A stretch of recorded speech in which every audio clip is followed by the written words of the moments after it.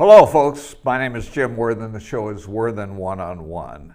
We're here on Channel 17 Cox Cable every Monday at 2, Wednesday at 5, and Friday at 7. But so many people, even in this South Coast area, have cut the cable. They really need to get on Cox and help us out. But there are two other platforms. You can go to TVSB and go to the website and then the demand button, and you go all the way to the bottom. They make you wait to the last. The last is best, Worthen One-on-One. Or you can go to, he just changed, Vimeo, and search Worthen One-on-One. I hope I did that right. Yeah, and he'll correct me. And you can see it there. The reason for that is, as I say, other people in Santa Barbara. Everybody over San Marcos Pass doesn't get Channel 17. Your friends in Timbuktu, I hear that's in Africa. I've had people call me about the show who were traveling in Paris. That was Nipper. And I have had, when we used to have talk many years ago, we had a mother call to talk to her daughter on air from Philadelphia. So spread the word, spread the message. If you like us, please do that. If you don't like me, you're going to like my guests always, because I was asked once, where do you find your guests? And I say, people I've met and I like. And here's somebody I just met, but I've heard a lot about, and even was woken up in the middle of the night by her. No, I hadn't quite gone to sleep when she was on Laura Ingraham at 12 o'clock, the replay, and I was trying to go to sleep. I didn't go to sleep for the next 15 minutes. She was great. Christy Lozano? Yes. I get that. I have trouble with Worthen, so other people's names. And I'm a narcissist, so who cares what your name is? Great. Christy, nice to have you here. Thank you for having me. And I start every show with Christy, where were you born? Now, some guys get really confused when I do that, you know, because they're not Christy. And yeah. So I try and tailor it to the guests. Yes. Christy, where were you born? I was born in, well, I was living in Big Bear. That's where my parents were living. I was born in Apple Valley because there's not a hospital in Big Bear. Yeah, you got to go down the mountain. Right. Did your mother make it? She made it, yeah. I was the first, so we made it, and I grew up most of my years up in Big Bear, a little bit in Las Vegas, but for the most part, Big Bear. Ski, snowboard, both, yes. Oh, I hate snowboarders. They knock me down on the slopes. My nephew was just in the Olympics really? Last week. Really? I grew up snowboarding up in Big Bear. So. What was his name? His name was Dusty Hendrickson. I wonder if my son knows. He talked about friends that he knew of, or knew through a friend that were in the Olympics, and one of them was a snowboarder. Yeah. Did he medal? He didn't medal. It was his first one, but just amazing to be there. I think the guy who medaled in snowboard had seriously hurt himself in this when he was 16 years old and got the gold at 39, I think. Yeah. Yeah. Just amazing stories that come out of athletics. I don't know how they learn those tricks. They're amazing. It's amazing. We've, in our talking and meeting each other, talking about athletics and what that means, and I know that's been part of your life. But let's go on. What was your dad doing and your mother doing? So my dad worked for the gas company. He was a supervisor for them, and my mom was a stay-at-home mom during my formative years, and then as we got a little older, she went to work to help my dad. But how much older? Did she get you through puberty and she got chasing me to about boys? Junior high. Turn the girl, no. I know. I was pretty good. I could hold my own with the boys. I'll bet. I found out. Yeah. She's tough. Anyway, enough commentary. Siblings? I have two younger sisters and a younger brother. And me and my next sister were pretty close, just 16 months apart. and then a sister 5 years younger and a brother 13 years younger, who I feel like I raised. Has he graduated from high school yet? He has. Thank you very much for the compliment. No, that was a question. What do they do? My sister she homeschools her kids now, but she worked for Amgen for a long time. Amgen's down in Thousand Oaks. Yeah. Really Did good. she get in on the early stocks? I think she did. I tried to do a deal with some people, and they wanted to trade their Amgen stocks for a piece of real estate, and I think it was at $45. And I think with splits and everything, that would be 10 times as much today. It's a great company. Yeah. Yeah. And a good community member. Yes. Right down to sports again, cycling. Yes. Yeah. So you went to high school elementary, junior high, high school there? Yep. I had a little brief in elementary, transferring to Las Vegas for a couple years for work for my dad. And then we came back to Big Bear, and so I graduated with kids I went to nursery school with. Really, a really good-hearted community. I still meet with friends from high school. We have a reunion coming up. And not a big high school, though. No, small. Like 123 kids in my graduating class.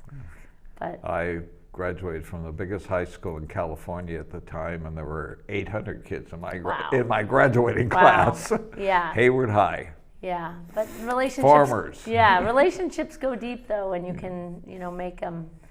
So, you're graduating from high school. What were your ambitions and desires? I think my ambition would have been to play college sports, but that's not how it went for me. And actually, college was difficult. It took me about 10 years to finally graduate with my degree. But in the meantime, I got married. I joined the Air Force. I traveled and did some different things. What did you do in the Air Force, and how long were you in? I was in for 6 years, and I was in an aeromedical evacuation squadron. I was trained in communications, but I joined right before 9/11. So I got deployed for 9/11 when the towers came down, and stood guard at LAX. And then in 2003, I got deployed overseas to Germany. So you were in our big occupation forces of Germany that are still there. People say, how long are you going to stay? We got 40,000 people in Japan, Okinawa. Yeah. We've got 30,000 that can't leave Korea because they lost their battle flag. And we still got a few guys in Cuba. Yeah. And so... but that, a lot of people wouldn't make the tie. One of the reasons you were in Germany was your medical, that's where our first wounded always come back. Yep. And see some pretty hurt people. Yeah. They would fly into the air base there, and we'd unload them off the plane and treat them either on base or at the local hospital, and then send them back to the U.S. Send them, Travis up in Northern California was one base that they brought people in. And, so many of them had lost limbs. I know there's a guy in Congress who lost an eye. And they used to be that a lot of our veterans gave their lives, but now almost a higher percentage, much higher, like if I recall correctly, the difference between 5,000 dead and 15,000 permanently injured and lost. Was it a tough thing to do? It was tough. When I went out to the flight line and they would come off the plane, it was just very real. It was a very real experience. And if they had any that had died, everybody saluted as they came off the plane. Everybody saluted as they got taken off the base.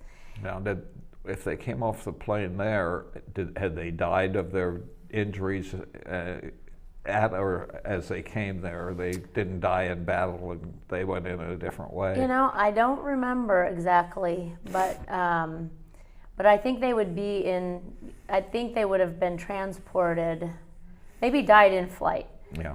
Because they might transport them differently. But it was very real. It was gets your attention. Yeah. Real life. Yeah. It's not a sport. Nope. We love the sports. I have a lot of respect for the military. So 6 years? 6 years. Did you do that because of ROTC, or did you do that because you volunteered? Volunteered. So you did. I was 27. I wasn't just a young child. I was a little bit older and just decided to. But you did it before 9/11. So I can't even think what our military problem. We were in the Cold War with some people who were very aggressive. You may have heard of Russians. So, were you married by then?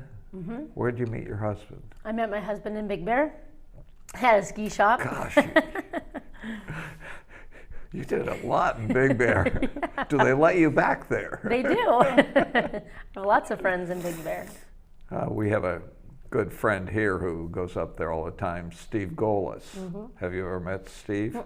He's one of the owners of Radius. You need to meet him. Okay. And he's been a supporter of a lot of the causes that I've been involved in and candidates that I've been involved in, and we've done some real estate together. I got able to pay off all my debts with the last deal. You know,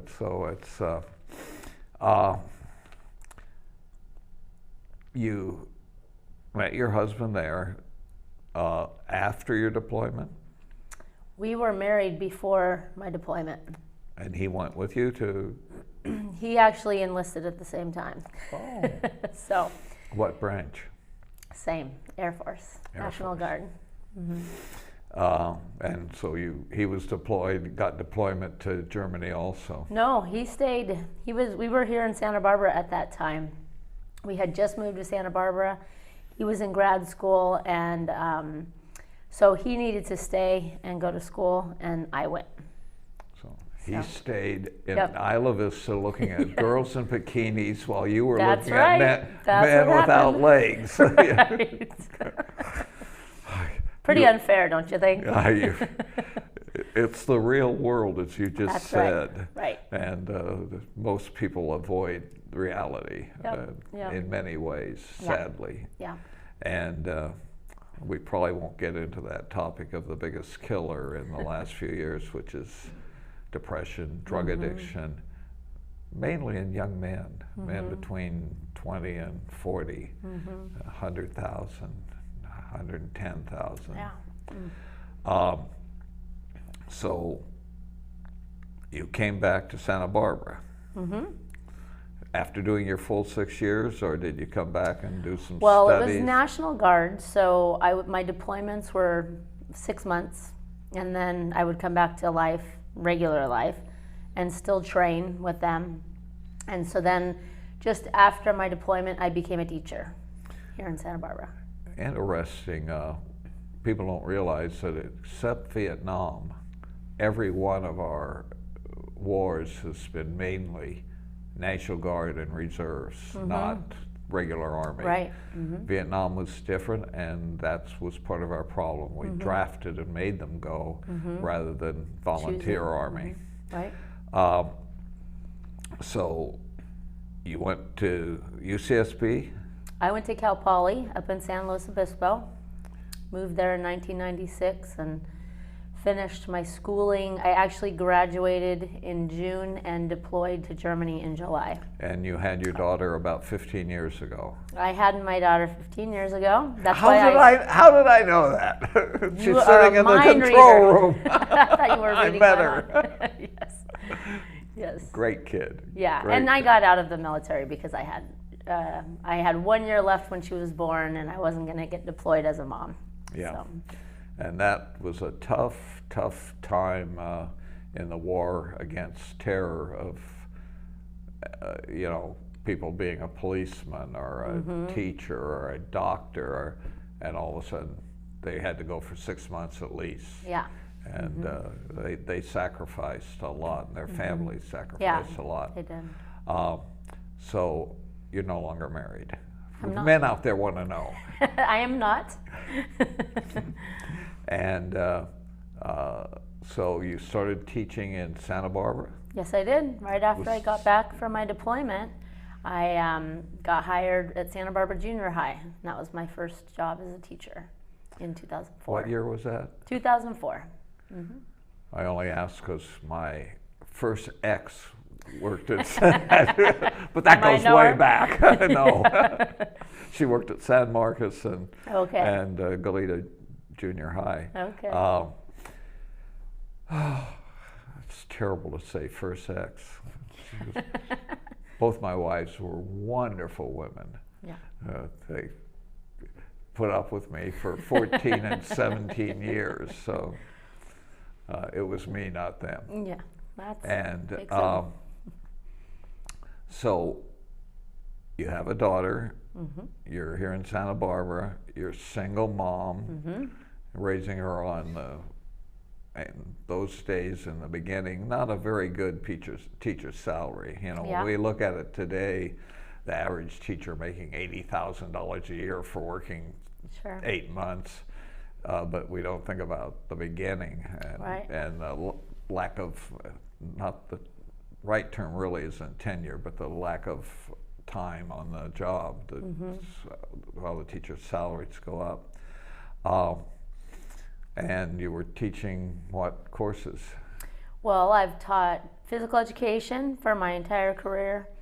I've taught a leadership class. I've been head soccer coach at San Marcos. I've coached. You taught football. Right, football in Espanol. Yeah, football everywhere in the world, including a little bit here now. Yeah. You now have to define it when you're talking to a lot of our friends in the community. Yeah. American football. Yeah. Yeah. Because it's football everywhere else, and it's probably, would you say it's the most watched and most participated sport in the world? Probably. I think so. And now were you, when you were coach in soccer, was that just girls? It was all girls. 3 teams, junior varsity, frosh soft, and varsity. Do you remember your win-loss record? No. I remember my high school win-loss record. Because in high school I played softball, and for my league we only lost 1 game in 4 years. You don't look like an athlete. Really? Yeah. I'm not tall enough? Is that why you say that? What did you think of the settlement this week? Or did you catch it even? It just was released this week that the girls' soccer team, national soccer team, the reason is they attract as many people following them. I don't believe in paying a guy who's in the NFL paying a young gal who's playing minor league soccer the same. But they just got parity in salary. And a $20 million settlement for the past. Wow. That's interesting. So you coached, you are a coach, and you started out again at San Marcos.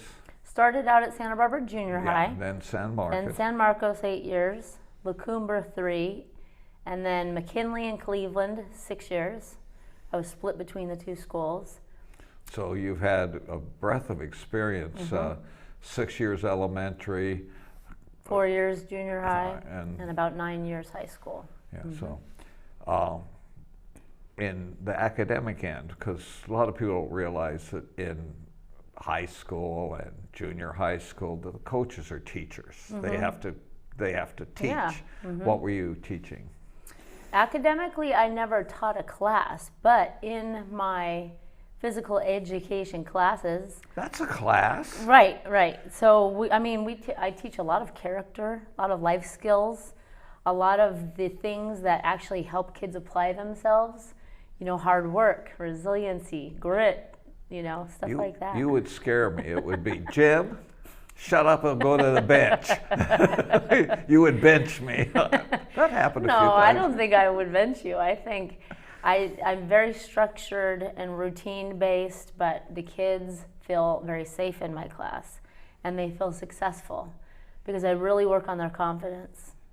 And I really work on them figuring out who they are and what they bring to the table. Because if kids know who they are and what they bring to the table, they're more willing to try new things, they're more willing to make mistakes and learn, and making mistakes is part of learning.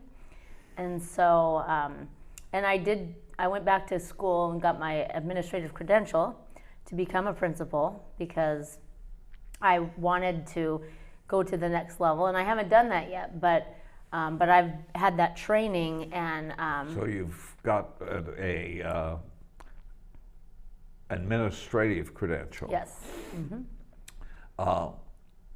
Here, you talk about teams. Here, and please tell me you're full of it, Jim.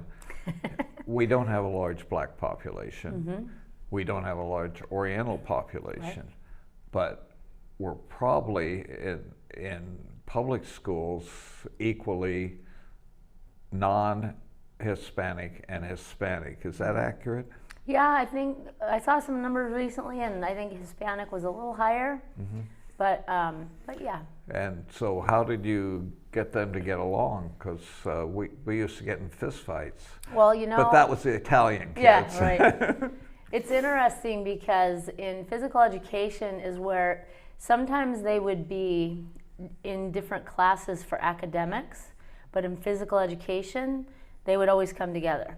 And so as physical education teachers, maybe math and art would have an understanding of helping kids get along, because a lot of times they didn't know each other because they get tracked.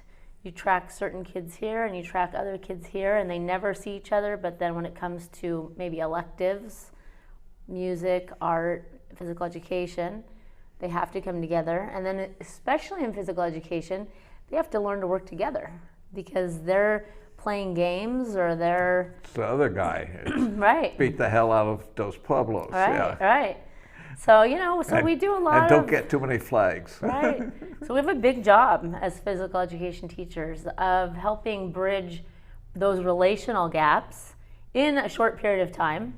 I loved elementary because I had those kids for 6 or 7 years, and I had the same kids, and so I had these long established relationships with them, and so every year I didn't have to learn a new group of kids. I'd have them, because I was the only physical education I'm so teacher. old.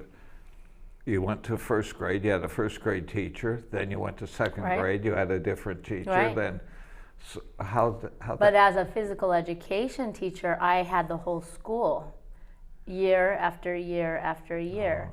So I established relationships with kids in kindergarten all the way to 6th grade. And so it was a privilege for me to be able to be with kids, even though it was short periods of time during the week.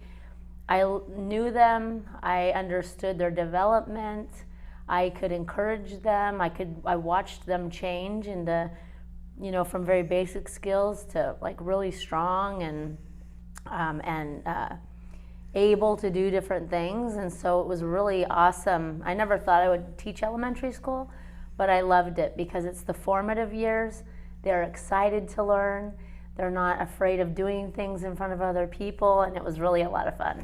Now, at that level, did you encourage and get parental involvement? Yeah, I did. Not the Yes. old-fashioned PTA, but real involvement. Yeah, as much as possible. There was a decline in our district of allowing parents to be involved. There was a decline. And What do you mean allowing parents? well, They didn't get to go sit in the back of the classroom and those listen? rules kept changing. And I had some principals that really would allow the parents to come, and some that really didn't want them there. And so I saw a decline. And I think as the world got busy, parents got busy, and it became a little bit more difficult. But when I could get parents involved, I believe that's a huge component of educating kids, and it's an important component. And so when I would have field trips with the kids, or like events, like we'd go to a track meet, an all-school track meet in elementary school, or different bicycle field trips and things that we did, parents would come, and it was awesome. It used to be, I'm so old I have a lot of used to be's, a classroom teacher with 25, 30 students didn't have a hired aide. Right. They had a parent volunteer who came. Right. They'd have one or two parents, different but that was done away with, kind of? Well, I'd say in the last 5 years of my career, it was. And especially with COVID, parents were not even allowed on campus anymore. And so I was one of those parents. I went into my daughter's classroom. I helped her third grade teacher with all kinds of stuff, and it was great. It's essential having parents involved, especially at that level. But there's been a decline. Used to be 10 years ago, well, we'd do better in education if the parents would be involved, and you're kind of giving a picture of pushing the parents out. Yeah, and even the PTA. What I saw was principals taking over the PTAs, which when my daughter was in elementary school, the parents ran the PTA. That was in Goleta Union District. In Santa Barbara District, as a teacher in the PTA, I didn't see parents running the PTA. I saw the principals running the PTA, which is a conflict of interest. But some principals were never teachers even. Yeah. So how could they be parent-teacher leaders? Yeah. So that's a very odd another change. Dynamic, yes. We hear a lot about racism now, and we just established that our isn't really race. I object to my Hispanic friends being called a different race. They're Caucasian. I was taught there were 5 races. I don't know how that changed, but different ethnicities, different backgrounds. Get in a fight. Anglo against Mexican. You had to break it up. They called each other names, I'll bet. Bad names. Yep. Did you punish them for that? You don't call him a honky or a spick. Right. You get together. You're on the same team, and we got to beat that other team. Right. Is that the way it worked? Yeah. I mean, I would talk to the kids and find out who did what, because any kids can be mean. It doesn't matter what race you are. What do you mean? All kids? All kids can be mean, right? So I would try to get to the bottom of it, but I always had a pretty good truth detector.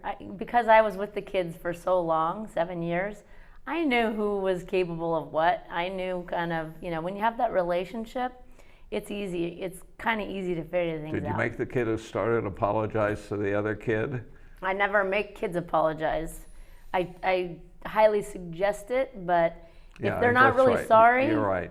I wouldn't. But they'd have their consequence. That's for sure, because that's important. Yeah. If one kid, because of some grievance, forget whether they are different or the same ethnicity, came up and cold-cocked another kid, the fight hadn't even started, what would be the punishment? Well, it would be probably a suspension or some sort of removal, from the classroom environment for a certain period of time. But he said something to me in the last class. That's why I did that. But we use our words. We don't use our fists. And there's a process. Yeah. And as long as the kids learn the process and they know the process, then they'll usually follow the process if it works. As a teacher, there was an incident where a boy grabbed another kid by the hair and punched him 3 times in the face. And he was one of my athletes, one of my track athletes, and I saw him sitting in the office. And I said, "What happened?" Well, he had been being bullied for over a month. The kid who finally knew how to end bullying. Right. And he had been smacked on the back of the neck for over a month. He had talked to the teacher, the principal knew, and nobody had done anything. And I went to bat for him. And I said to the principal, I said, "This is not okay. He's been asking for help and you guys have been ignoring him. So if you punish him, I don't think punching is okay, but what was he supposed to do? Just take the abuse? No. So that other kid better get punished worse." I said, because this is what makes people really angry, when they've asked for help and no help comes. When did it change in the 50s and 60s? There always were bullies, but the answer to them was to fight back, physically fight back. I'm not going to put up with that. Right. You slammed my locker on my hand once, I slammed my fist on your face twice.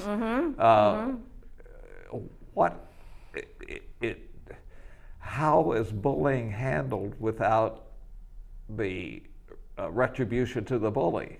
Right. Well, I mean, it's the pendulum has swung to the far other side, and bullying is not dealt with.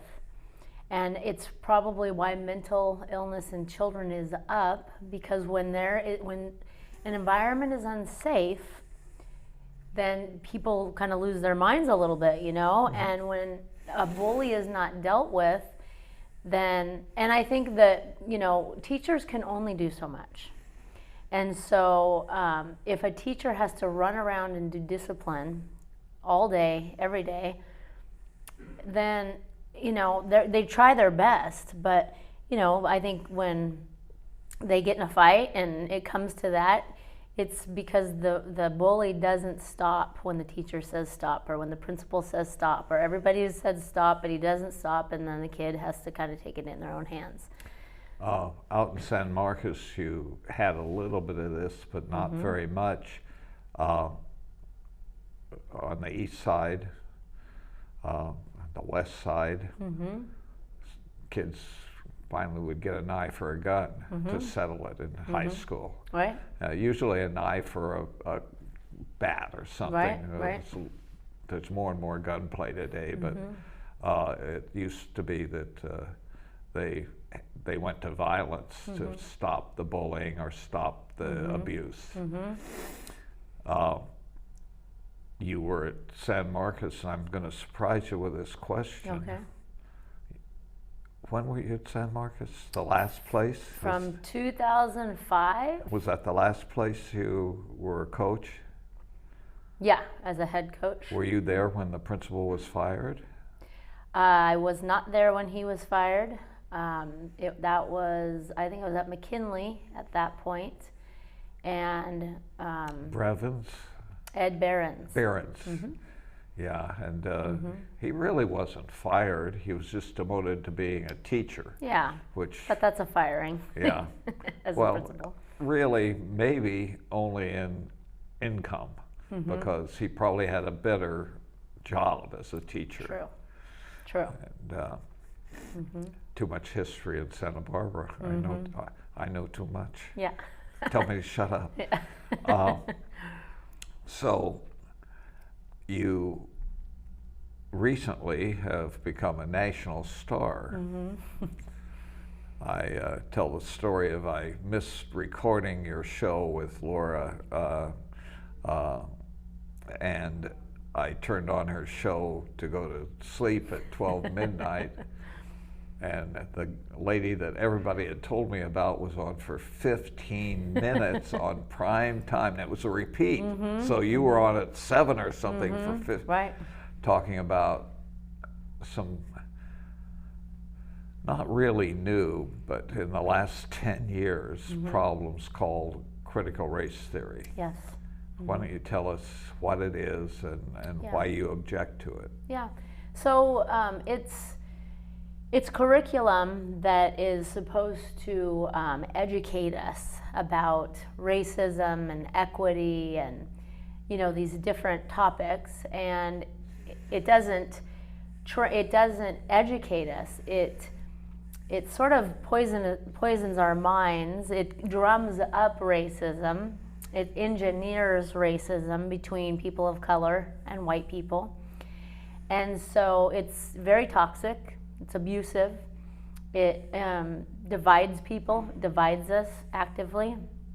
And you know, I was put through trainings by the school district, and people who were my friends, all of a sudden in these trainings, were very angry with me, and I had never done any of this stuff to them. And so I've just watched it over the last 10, 15 years. It's been about 15 years that it's been in our district, and And it's really, they talk about closing the achievement gap for kids of color or, race. But this thing has widened the gap more than anything that I've, seen.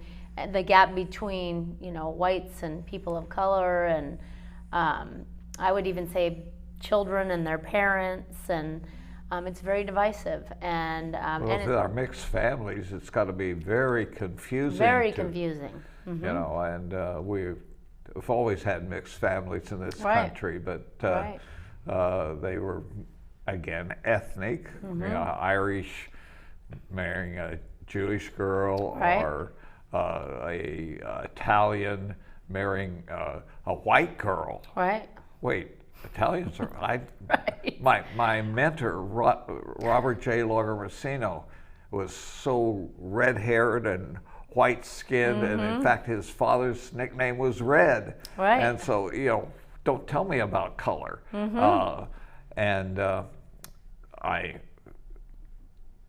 The old saw is, I have many black friends, but I do. And you said a word a few minutes ago I want to go back to because I about vomited on the table. I'm sorry. Equity? They love to use that word. Yeah. Equality is a better word. Yeah. Equality is the word that should be used. But they use the word equity, and a lot of what they do is about the words that they use. They're defining people based on the color of their skin, not on the character of them as a person. No, that great Republican leader, Martin Luther King. Exactly. People, they don't want you to know that he was a Republican. And the other great, Jackie Robinson, the other great trailblazer of ending the Democrat separation of people, was a Republican. And Condi Rice, you can go down, Colin Powell. But they all achieved and were allowed to achieve because it wasn't equity, it was equality. Martin Luther King would turn over in his grave, I think, at the CRT, because it's undoing the very work that he fought and died for. So let's use a sport analogy, and you tell me, correct me. Sure. Equity would be, you're a track coach. You would have one person start at the starting line, but you would have somebody else start 10 yards ahead, and somebody else start 30 yards ahead to give them equity. Is that a good description? Yeah, that's a good description. Yeah. We do that with racehorses, not human beings. People don't understand that racehorses have different weights on them to give them equity in the race. Right. But that's for bettors. Right. That's for people who are betting on the horse, and sometimes the horse dies because of it. And it's, what's a handicap is the term in horse racing. If you look at SAT scores, the way that they do the SAT, blacks are required to have a certain number, whites are required to have a certain number, and Asians are required to have a higher number to get into the big Ivy League schools. Oh yeah, Harvard is the most racist school right now in the country. And but that's equity, right? Not equality. Equality would be how smart are you as a person, and Do you feel, we're going to jump into a slightly different area, do you feel that this equity and this pushing of going to college when you're not achieving is a good way of higher education and good for the student? Not at all, because you're putting somebody in a role they can't sustain. They're not qualified, and so to put them, it's if you hire somebody based on the color of their skin versus their skill set, what kind of a worker do you want? And so I think most businesses want a skilled worker, not meet a quota based on race, for their job. But you would be surprised at how much that has changed. how do they deal with, I've seen the chart, I've seen all the questions, there's real confusion with mixed families, like daddy's a white policeman, mommy, and you're black, what am I? You know, there's another thing in that how do you deal with the truly achieving Hispanic or black who is a successful businessman, a devout Christian, those are things that are bad, a family man, and how do they explain that? Except it's equity, it's not equality. Right, yeah, equity is going to keep, you know, certain people in their tribe, won't let them out of their tribe, because then it wouldn't be equitable to the rest of the tribe if, you know, somebody becomes successful.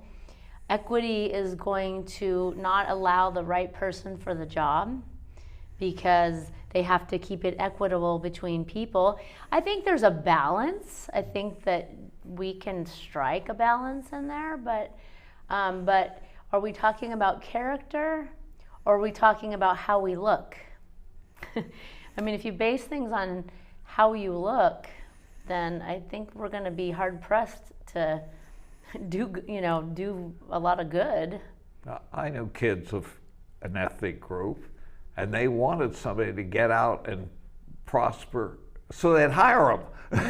You know, they were tribal. Yeah. Joe's going to hire me when he gets that buys that business. Right. You know. And it's okay. I think, you know, people are tribal. It doesn't even have to come down to race. It can come down to all different kinds of tribes. You know, growing up in Big Bear, I could be from a tribe of Big Bearians and, you know, Santa Barbarans or whatever. We are tribal as people, but to call that racism is wrong. It's just a level of comfort that we have with people that understand us, that know us, that had similar life experiences growing up, and that's not wrong. And I think it's good for people to understand that, so that they can distinguish between tribal or racism, and because there's a difference. So a table in a cafeteria of all white athletes and another table of all black athletes may not be racism. Right. They understand each other. They have live in the same neighborhood. Right. They have cultural backgrounds, and you could bring them together, and they'd probably be fine. The kids are not racist. I watched our little McKinley kids embrace MUS during the Thomas fires, and they were so excited to have MUS there, and, you know, two totally different background cultures, but they just want to be friends. They just thought, there's some new friends here for us to play with. And the kids from MUS loved it and wanted to be their friend. Yeah, they did. They were looking for a new friend. We just lost our house. Right. Please, yes, be my friend. Absolutely. Kids are so loving that way. So really, it's taught. Racism is taught. You were at McKinley when that happened. Yeah, that was just such an incredible tragedy and tough time. And it wasn't global warming. It was nature. There's nothing more natural than a wildfire driven by the wind and a flood driven by thunderstorms. Right, and the silver lining in those difficult times were the community came together. That's right. And the community worked together, and there was no racial problems in helping each other. Oh, you mean the guy who was leading the bucket brigade didn't say, "Oh, you're black, you can't have that shovel"? No, they don't do that. No, people don't. They don't. And except in the construct, I'm a partisan, except in the construct of the segregation, slave master, even after slavery, Democrat South, there wasn't. People moved to California, they were Californians. Right. And their neighbor moved in, and except for some structures in the law that was so wrong. Right. I remember the first real estate deed I read, it happened to be on Coast Village Road area, and there were two things in it that just shocked me. No Oriental could own property. That goes back to the last century, before last century. And you couldn't sell booze there. That goes back to Prohibition. Right. And both those, of course, courts ruled out, and they had to be removed from deeds. Yeah, sure. But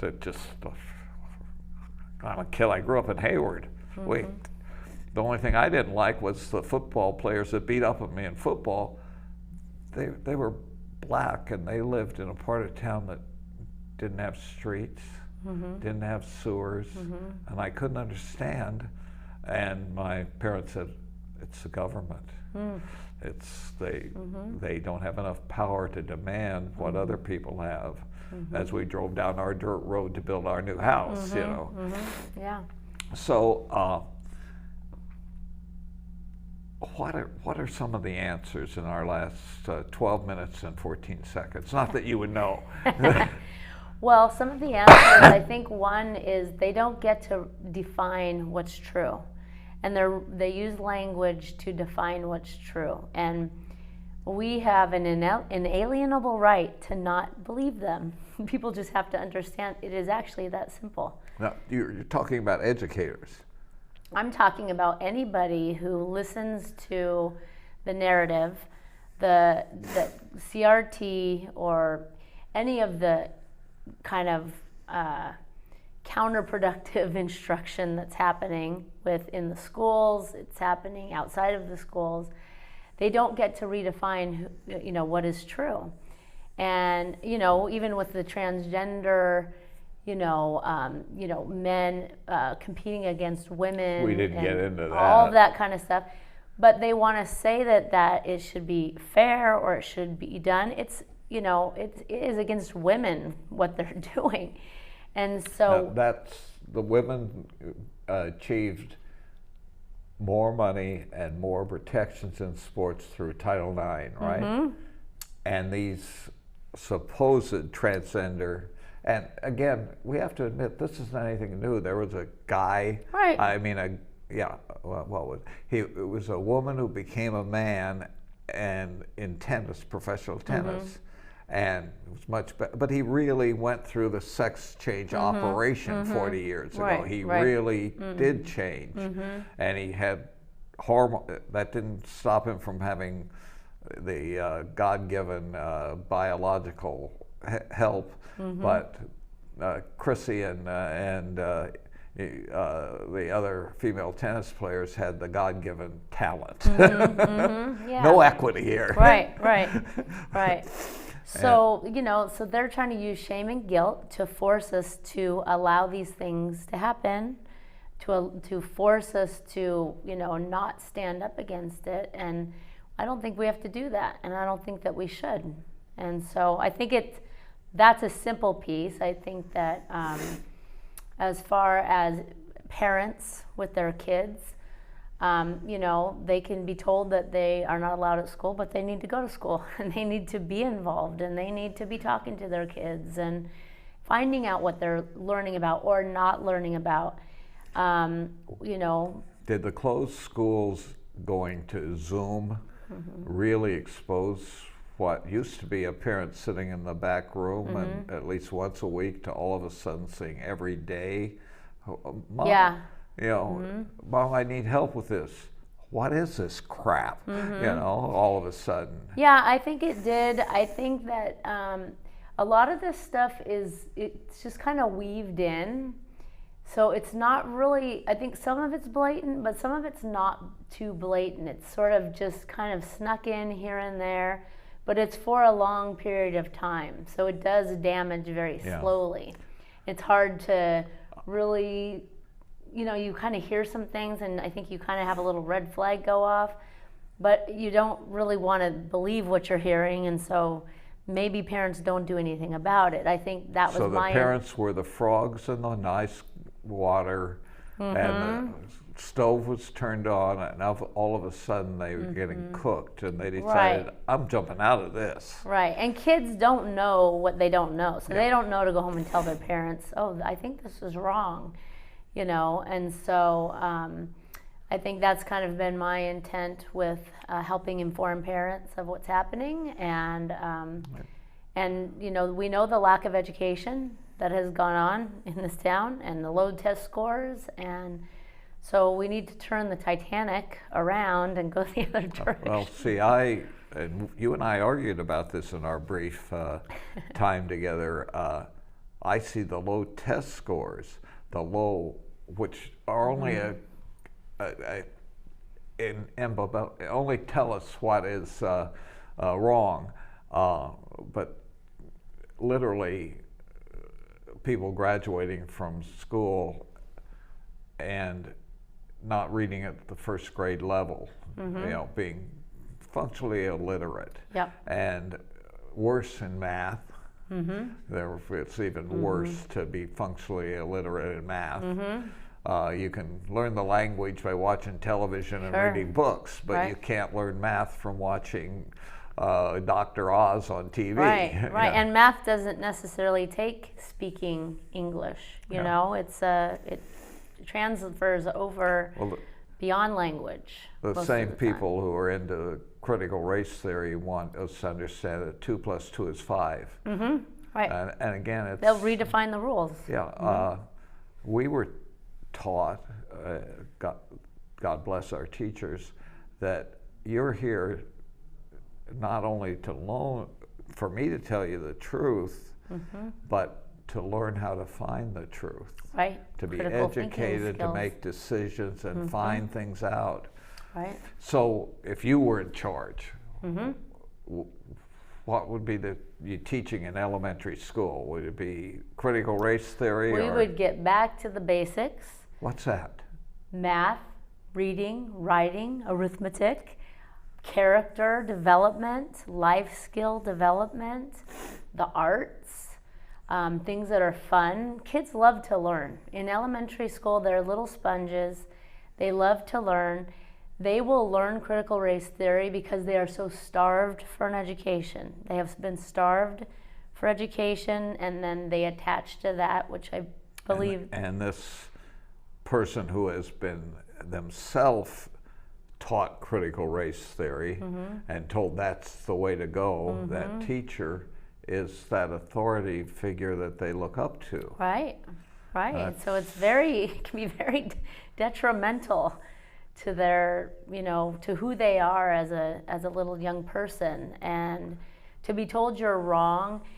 When I remember somebody told me a story how they were reading one of these books, inappropriate book in my opinion, reading it to these little second graders, and the kids cringed and said, "That's wrong," and the teacher told them they were wrong.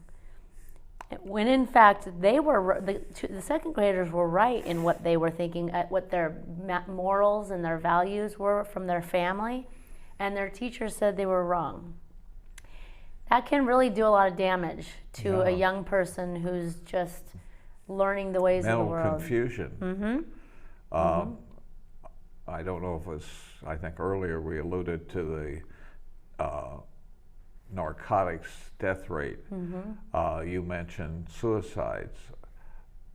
Are you attributing a lot of this to this lack of values and equality, not equity? Yeah, I would. And if kids don't feel safe and they don't have hope, because a lot of this robs them of hope. If I'm an oppressor as a white person, and if they're going to always be oppressed and they cannot get out of that, what hope do they have? They don't have hope. And then, maybe they start medicating with, drugs and alcohol because they feel so bad. And then one day they take their life because there's no hope for them. And I absolutely do. And sadly, where do they find the alcohol and drugs but in mom's cabinet? Sure. Or their friends, or I know of a case years ago where a girl wanted, they all want to be accepted. Sure. Got medication out of her mother's cabinet and gave it to her friend. And luckily, her friend from a good Irish family said that's not right and intervened, and it kind of broke up the friendship for years because the parents said, well, you can't be associating with somebody who's taking you down the wrong road. Yeah, well, and stealing her mother didn't know it was going on. Right, Yeah. right. So we get them back to basics. Get them back to basics. We would probably have to bring an antidote to the damage that's been done so far, because that's not going to just go away. They have to, you kind of have to reteach some of these bad concepts that they've learned, and a lot of it's been sort of weaved into their mind, and so you have to undo that. Well, but I know it's possible. Do we respect the founding fathers and the Constitution? Absolutely. That's what America, it's, you know, what we're built on. Do I have to respect the slave owners in the South? Well, we can talk about that. I mean, we can have those conversations. Maybe some of those hard conversations need to happen. I'm okay with that. Do I have to respect the military arm in 1870 of the Democratic Party called the Ku Klux Klan? Well, we're going to respect what is good and productive and helpful. So there is evil. Yes, there is evil. Yeah, but it's men are not perfect. Right. In our faith, Exactly. one of the things we learn, all men have fallen short of the glory of God. That's so right. we all, you know, I've got my own. Right. problem. We can take responsibility for our shortcomings. We all have them. The more you can do that, the more you can build trust. And in sports, you were able to teach young people to take responsibility for what they do. Yes. It's an So important quality. I hope you'll do a lot more in the community and speak more. Thank you. It was such a blessing to get to meet you, honestly. Thank you. I prayed a lot about it, and I still came here today. Awesome. I'm glad you got the go-ahead. I was told that you would outclass me and beat me up. And I said, been there before. I would never do that. 2 wives, I've been there before. And I deserved it every time. See, look at you. You're a man that can take responsibility. That goes a long way in relationships. And it goes a long way in families. Yes, it does. That's how children learn. Yeah. We've got to quit letting the educators teach our children. We have to teach them too. Right. Yep. So, anything more ahead? You're thinking about doing some things, maybe getting involved in politics? Yeah, I'm thinking about it. I've got some people talking to me, and if I can help kids and help families, then I will do it. And turn these schools around? Yes. Yeah. Reading, writing, and arithmetic. That's right. I have a heart for kids, so I would do it for them. Well, God bless you and thank you. Thank you very much. So nice to be with you. Thanks, Jim.